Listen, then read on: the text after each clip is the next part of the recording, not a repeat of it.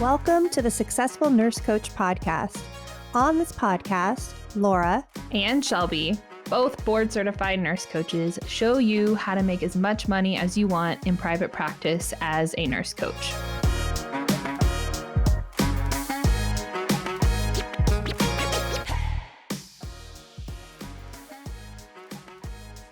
Hello, everybody, and welcome back to the Successful Nurse Coach podcast. It is your host, Shelby, here today, and I am joined by Mary Kay. And Mary Kay is one of our current mentees. Mary Kay is amazing. We love her. And we are here to talk to you guys about the No Challenge, which is a group challenge that we run every few months within the mentorship space. And Mary Kay is our winner. And she's not like winner by like a sliver. She's like winner, chicken dinner winner. She's the mega winner. Both her and Tammy kind of blew all of our expectations out of the water. We've run this challenge a few times. And you guys have set the bar at a new standard. But Mary Kay is the reigning champ. If we had one of those like big WWE wrestler belts to give you, I would totally like send one to your house. Maybe that's an idea for the future. But a little about Mary Kay here before we get started. So Mary Kay is the owner of Restoring Tides Wellness. Restoring Tides Coaching, where she specializes in coaching around burnout and positive intelligence. So welcome, Mary Kay. I'm so excited that you're here. Thank you. I'm excited to be here too. Yeah. Mary Kay, do you mind giving us a little like tidbit about you and particularly positive intelligence? That's not a phrase I'm particularly familiar with. I'm curious. Yeah, I have been a nurse for 40 years. I started when I was 2, working mostly in newborn ICU, the pediatric world. And when I got into coaching, another coach asked me to do the positive intelligence program with her, and I just kind of went down the rabbit hole and just flew with it. Positive intelligence talks about looking at the voices in our head that talk to us, those negative saboteur voices, and how we can take those, because we have them all the time, but how we can take them and in a more sage, calm perspective, look at what they're telling us and not letting them sabotage or derail our daily activities, and how we can go on kind of in a much more sage and positive way. Yeah. Ooh. It sounds like the more pleasant choice, Mary Kay, of like, if we have to wrestle with the voices in our head, then like opting into the sage insight is the more pleasant option. Yeah, it really helps me. The thing that really sold it to me was seeing how I could stop that voice in its track and say, yeah, okay, I get where you're going, but I'm not going there today. And then the whole day wouldn't get derailed. My day was so much easier and so much better. Yeah, beautiful, beautiful. I can see a really natural segue from this framework, for this mindset, into the No Challenge as well. So I'm excited to see how this manifested for you in this particular, for this particular experience. But for those of you who don't know what the No Challenge is, I want to provide a little bit of context. Instead of challenging our mentees to go out and to sign like 100 contracts and make a monetary goal of, $100,000 in 10 weeks or something just kind of outrageous, we like to play the other side of the coin and asking, like, how many no's can you really tolerate?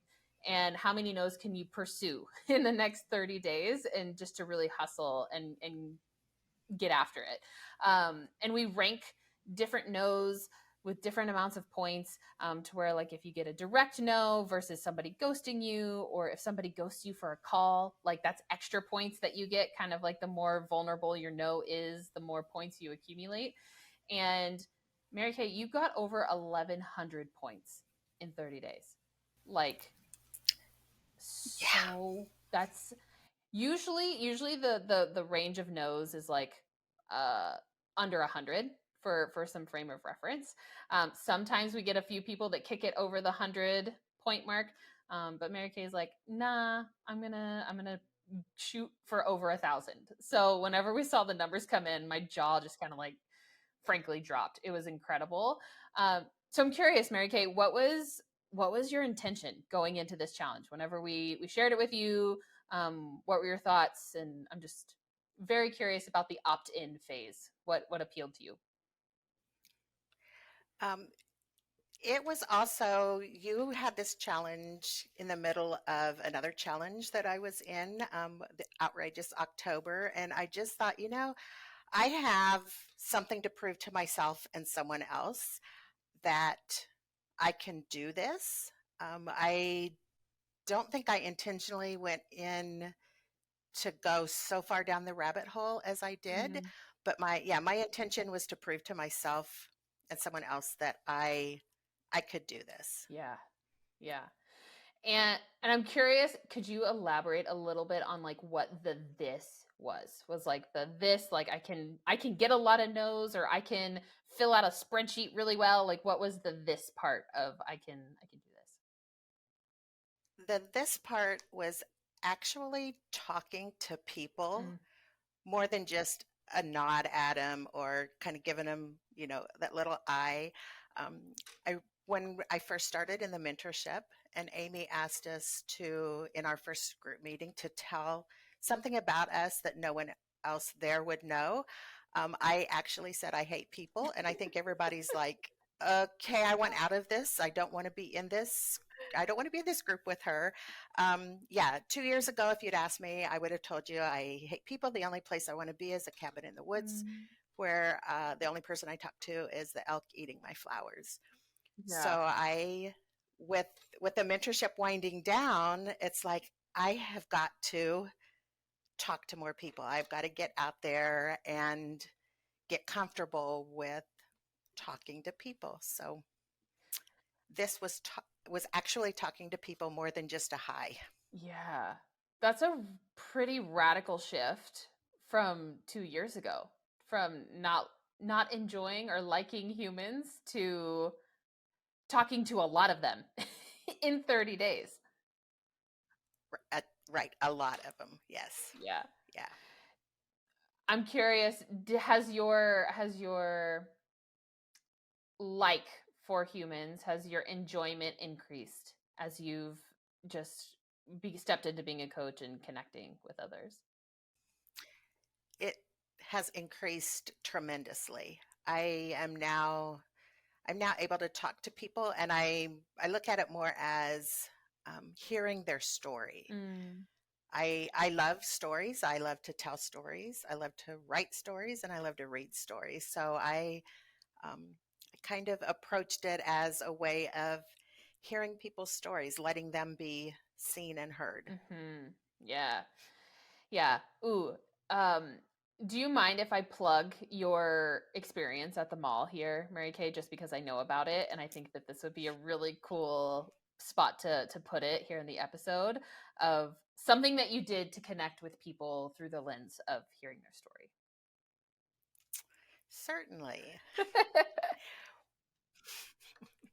Um, and that was probably the spot that was a little difficult to start at.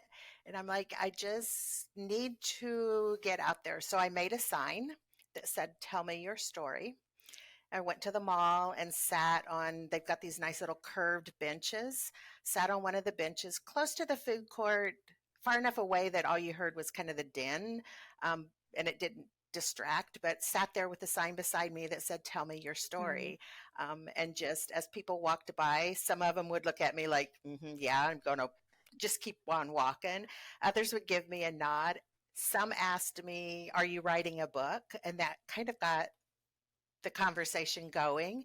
And others sat down and talked to me. I told them that they had 30 minutes of my time to just tell me their story, whatever their story was. Some people didn't want to tell me their story there and asked if there was another way to talk to me, which then got me their phone number or their email, and we had conversation on either the phone or on Zoom. yeah. So That is so ballsy, Mary Kay. Like I'm still just kind of like, dang, that's so bold. It's so bold. Well, I was sure that 100% of the people would either give me the side eye or would walk by and just shaking their head. But I knew if I could at least get them to interact with me, I could get a no. I did not expect I did not expect the number of people that sat and talked to me to actually sit and talk to me, or the ones that weren't comfortable with sitting down and talking to me in a public space that asked for another way to Mm. talk to me to be able to tell me their story. Yeah. Yeah. Ooh, tell me a little bit about that. Of like, I hear you in the pursuit of the no, right? Of like, at least if I could get them to talk to me, then they could tell me no, and then you could like rack up some points on the back end. So I'm curious about that. What was the pursuit of the no versus the pursuing of the invite to a coaching conversation? Does that feel different to you? It did then. It did then because I had maybe some tunnel vision. I didn't really think about the next step if they did want to sit down and Mm, talk to me. I thought, oh, no one's going to want to do this. It's the mall, it's a public place. yeah. So, but then talking to people, the ones that were vulnerable enough to sit down and talk to me right there, then led me on to the realization that, and and that realization I think was there in the back of my mind, but people want to be heard and they want to be Mm, seen. And just walking by and having a sign there that said, "Tell me your story," for some people was all they needed to, you know. And some of the stories were hilarious, and some of the stories were, I ended up, that case manager in the back of my mind is like, oh, these are some services that I can that I could possibly refer you to. yeah. But Yeah. my my whole perspective kind of changed a Mm. lot doing that. Yeah. Yeah, I'm thinking even from like a marketing lens, Mary Kay. You know, we talk about like warm leads and cold leads and kind of like the blah blah blah. That's kind of like boring for me. But you took the coldest leads on the entire planet. Like these people were actual strangers to you. They had no frame of reference for what you did or who you were or if there was potential for you to help them. And like you created an experience for them to be seen and witnessed and heard and just I can assume that that was fulfilling on your end and also deeply therapeutic for them as well. It was like I said, it kind of changed my whole perspective on the world. Mm, wow, super casual. That's your whole perspective on the world. Ooh, can you tell me a little bit more about that, Mary Kay? That feels big.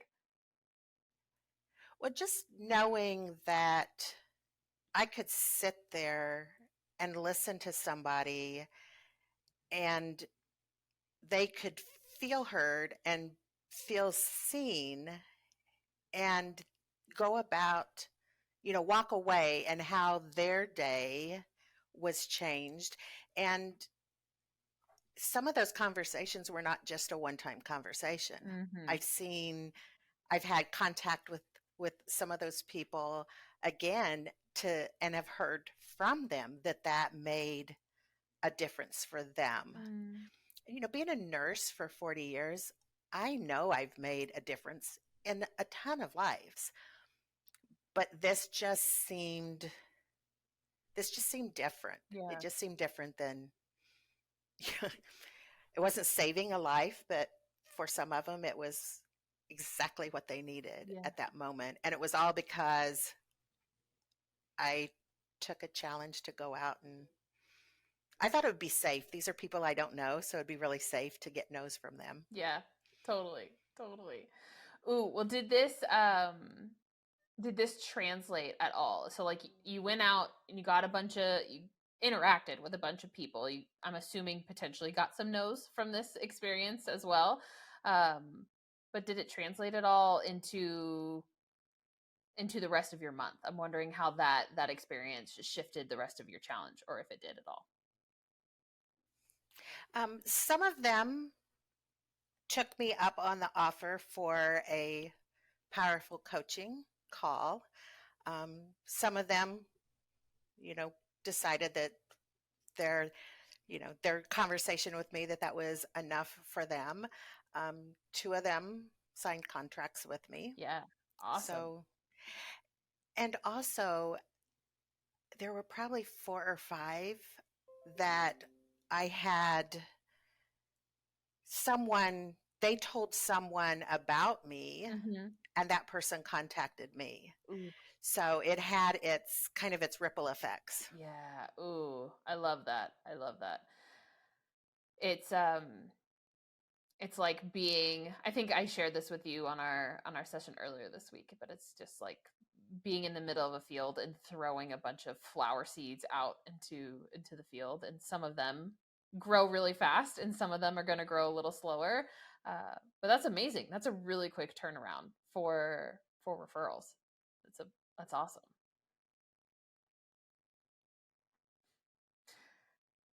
Any I'm also kind of curious too, what was the hardest part of this experience for you, Mary Kay? Was there ever a moment you're like, screw it, I'm gonna quit, this is too hard, I actually don't really like people, I'm over it? Was there any moments like that?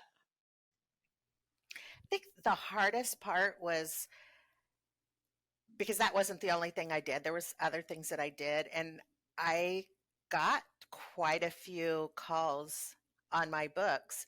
And the hardest part was realizing that I don't have to do them all at once. I mean, I would not recommend 5 initial powerful conversations in one day Yeah.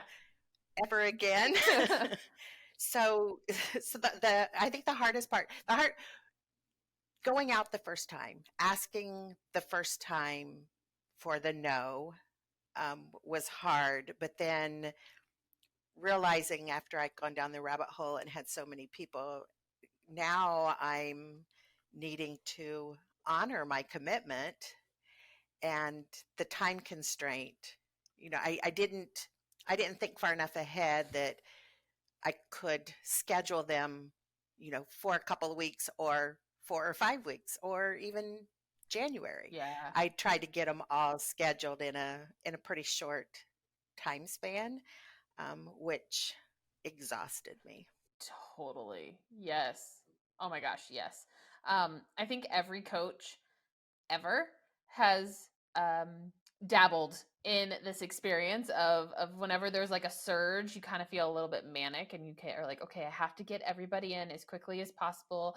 The half-life of enthusiasm, and I remember being here as well, to where you just kind of like spin out, and then you have, 14 conversations in 3 days, I think was my highest. And I mean, for me personally, I was just not good at holding space or coaching or being present by like the 10th, the 11th, the 12th calls. Like it was really emotionally, I wasn't ready for it. I'll say that. And my husband even pointed out to me one day, he's like, "You are so tired. This is why you left Mm-hmm. bedside." Yes. And and I think that's what really, it's like, oh, but my brain wanted to say, but this is different. And then I'm like, yeah, yeah, I get you. Yeah. I'm learning a lesson from this. Yeah. Yeah.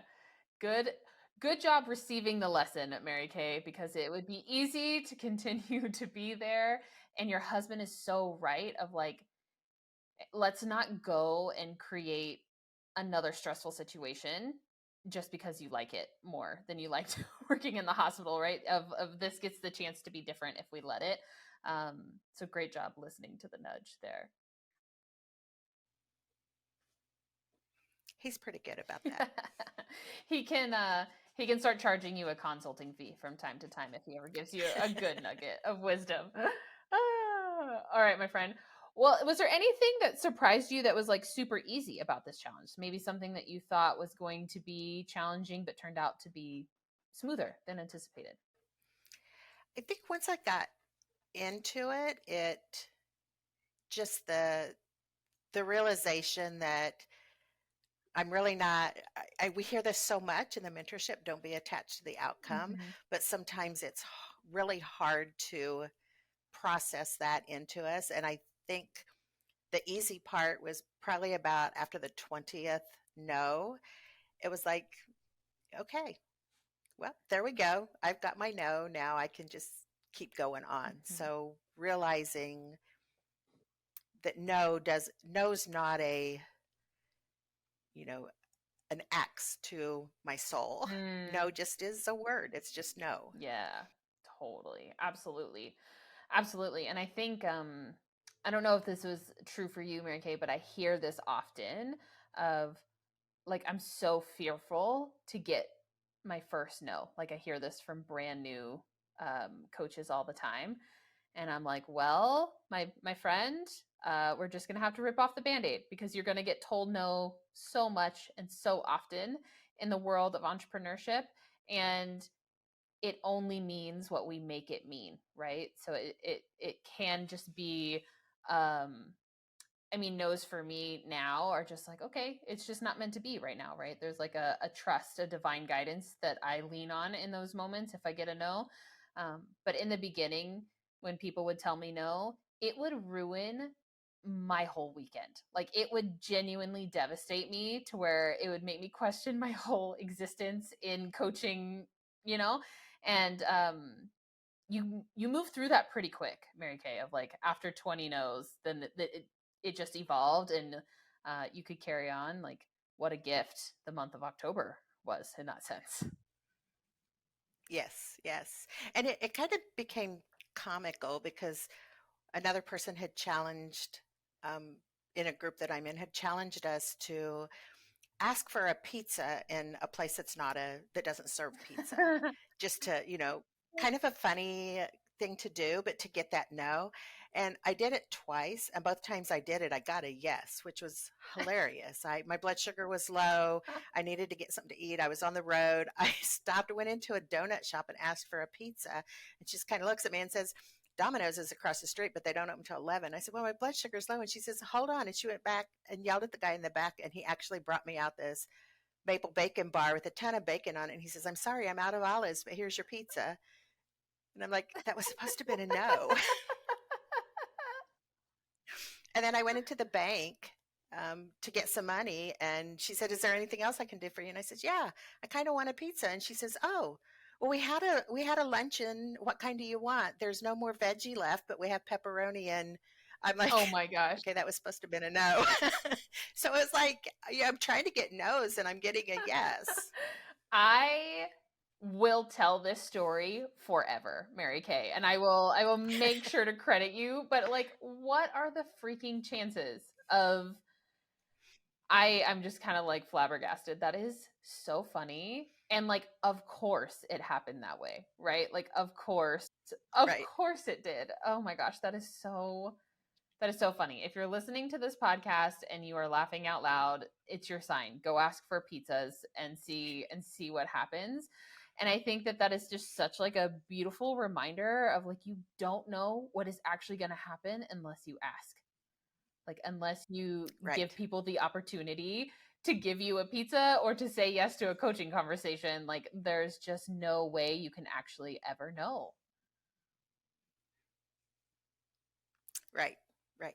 And sometimes when you ask expecting a no, you get a yes. Yeah. Oh my gosh. I'm seriously gonna think about that story for the rest of my life, Mary Kay. That's so good. It's so funny. It's just like the epitome of the point here. Thanks for sharing that little nugget. Oh my gosh. Oh man. Well, anything about the no challenge that we haven't necessarily covered yet? Anything that you feel is worth mentioning about your experience, or maybe even like your greatest insight in choosing to opt in to this challenge? I think my greatest insight was choosing to opt in. It just we hear no from the time that we're born almost, Mm. and we just don't want to.